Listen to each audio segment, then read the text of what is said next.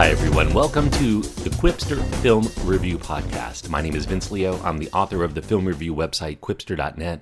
I invite you to check out over 4,000 of my written reviews. I've been doing film reviews since 1996. You can read them anytime at quipster.net, quipster.net. For those of you who like films of the 1980s, I also do a companion podcast to this show called Around the World in 80s Movies. Just search for that, and you'll find it wherever you're listening to this right now. Today, we're going to be looking at a film that's out in theaters that is, I wouldn't say it's getting a lot of great buzz, but there are some people that actually have come to like it. It's called The Happytime Murders. It's a film in which humans and puppets kind of coexist. I'll get into the plot in just a moment, but it's an R-rated puppet show that makes it a little bit more unique. I guess there have been others that have done this in the past, but this one has strong sexual content and strong language throughout. And it does have some drug material in the film, which makes it a strong R-rated film. The cast includes Melissa McCarthy in a co-starring role, Elizabeth Banks, Maya Rudolph, Leslie David Baker, Joel McHale. There's also vocal talent here from the crew that generally works with the Jim Henson company. But I will just mention here the main vocal talent called Bill Barretta. He plays a variety of characters in this film. But he also voices the starring character of this film, the top puppet character known as this disgraced, burnout, Los Angeles-based private investigator named Phil Phillips. Now, Phillips in this film has to get to the bottom of a series of murders among the stars of a decades-old television show with a puppet cast of actors called the Happytime Gang, and that's why the film is called The Happytime Murders.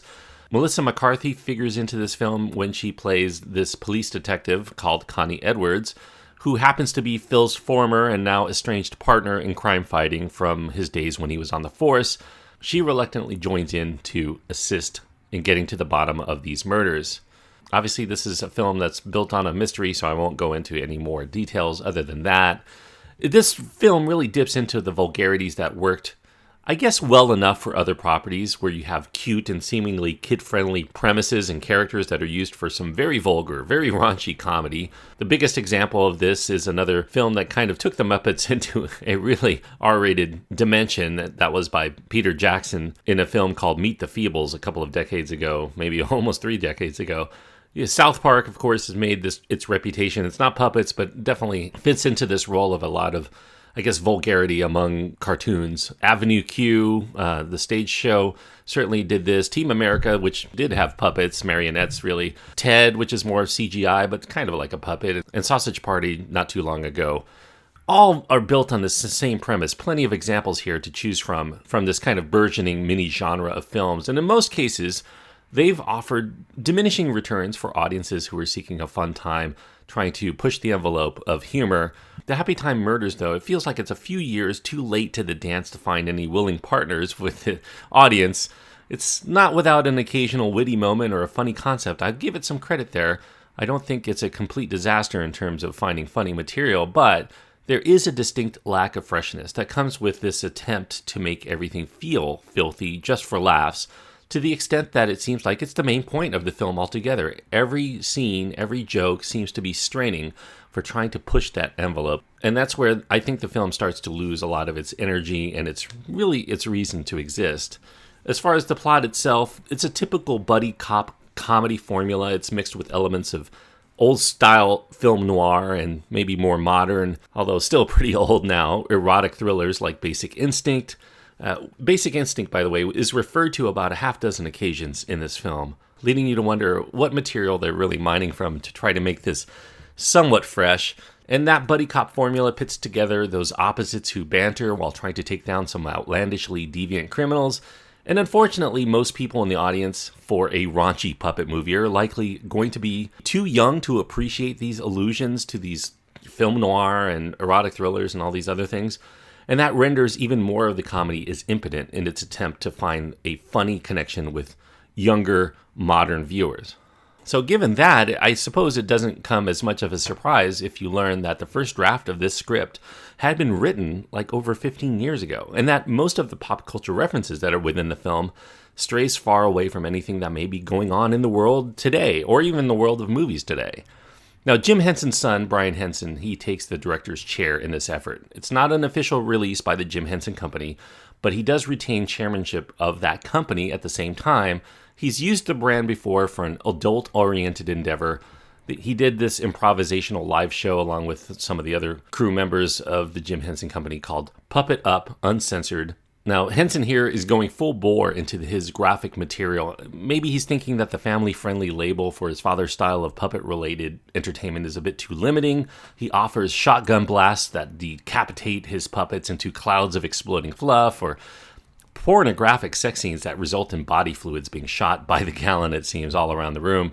And the worst part, at least to me, about the envelope pushing is not really the crudeness factor. It's the notion itself that vicious physical and emotional cruelty toward puppets or whoever else, or their overt sexualization, are just hilarious in and of themselves. If you just show puppets getting maimed, that's funny. If you show puppets having sex, that's funny. I fail to see the humor here in and of itself. Now, jokes here, unfortunately, fall flat much more often than not. You have a recurring gag where Melissa McCarthy's character is mistaken as a man. Now, the role had originally been written for a man. I guess they didn't really tinker too much with the script in that regard, except now they think it's funny to continuously bring that up. There's nothing at all masculine about McCarthy's appearance in this film. Maybe if her wardrobe and demeanor and lack of makeup would resemble her character that she played in Bridesmaids, that might have been at least passably believable for people to get confused a little bit more. Now, the screenplay is credited to Todd Berger. He's a writer and director himself, who also is an actor. He concocts this world in which humans and puppets are living together in the city, and that's pretty much like any Muppet endeavor, I suppose. But the puppets are clearly treated like second-class citizens, which resembles the humans and the toons found within Who Framed Roger Rabbit, another pretty old-school idea here to try to build a story around. And some people who are watching this film may try to read into it as this metaphor for racism, maybe a little bit like Alien Nation, which is another 80s property. Whatever attempts to say more than what you'd expect from a raunchy comedy ends up falling flat, though, because sexually graphic sight gags, some distastefully gruesome puppet violence, that all flies across the screen to make you desensitized to any of that thematic material that may bubble up from time to time underneath. So in this effort to branch out beyond the Muppets to make puppet-related films appealing to today's generation, I think that Brian Henson here has done the opposite, because most people who are going to see his film are probably going to recoil from ever wanting to see another film just like this.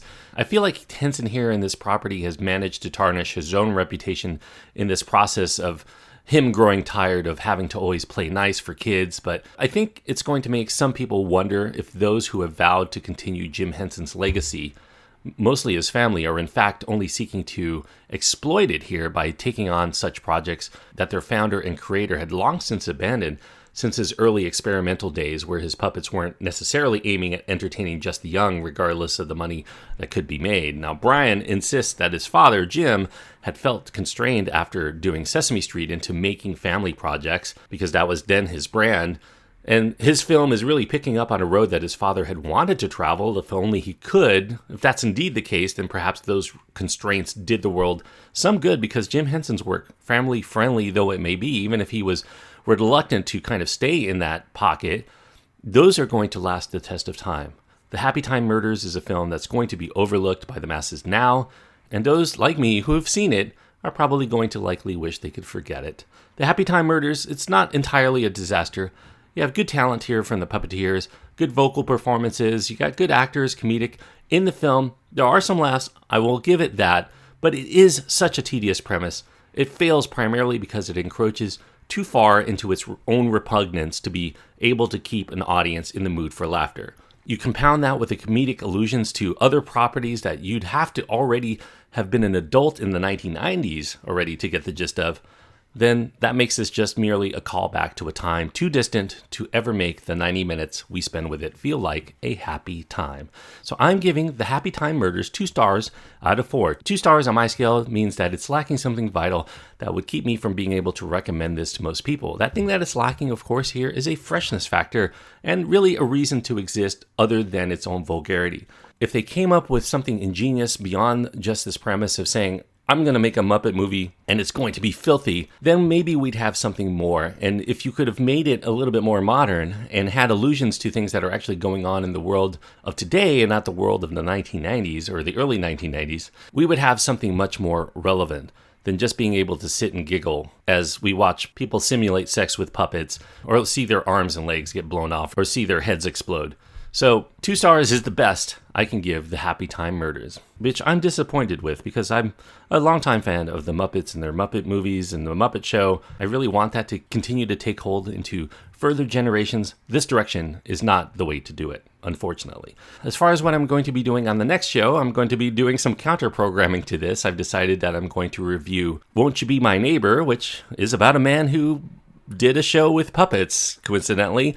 I'm talking about Mr. Rogers, of course, and this documentary that was done, getting a lot of rave reviews out there, and that will be on the very next episode of this podcast. So if you're listening to this, you want to know what I think of that, check out the next episode. Until next time, thanks everyone for listening, and I hope that you enjoy your time anytime you get to go to the movies.